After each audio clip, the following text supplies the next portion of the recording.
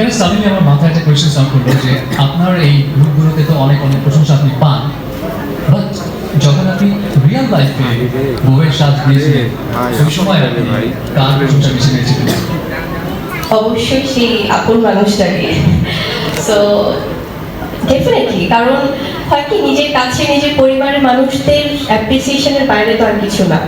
তো অবশ্যই যখন নিজের ভালোবাসার মানুষটা অনেক বেশি প্রশংসা করে, সেটা বিয়ের দিন হোক বা তারপরে শুধু বিয়ের দিন প্রশংসা করে শেষ করে ফেলবে তা না, সারা জীবনই প্রশংসা করতে হবে। তো সেটা বরাবরই পাই।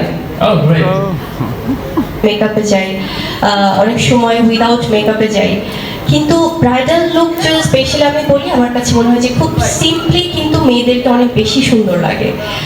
হয়তো বা অনেকেই বলে যে ব্রাইডাল লুক নিতে ঘন্টার পর ঘন্টা চলে যায়, এদিকে বর থাকবে কি না থাকবে একটা দ্বিধাদ্বন্দ্বে ভোগে। কিন্তু সেক্ষেত্রে আমার কাছে মনে হয় যে মেয়েরা সবাই বিয়ের দিন যে ব্রাইডাল লুকটা নিতে চায় খুব স্পেশালভাবেই নিতে চায়, তবে যদি খুব অল্প মেকআপে তাদেরকে দারুণভাবে তারা নিজেদেরকে প্রেজেন্ট করে, যেটা কিনা খুব ন্যাচারাল লুকও থাকবে, আবার দেখতেও খুব সুন্দর মিষ্টি শুভ্র লাগবে। সো সেক্ষেত্রে আমার কাছে মনে হয় যে এটা খুব দারুণ একটা ব্যাপার।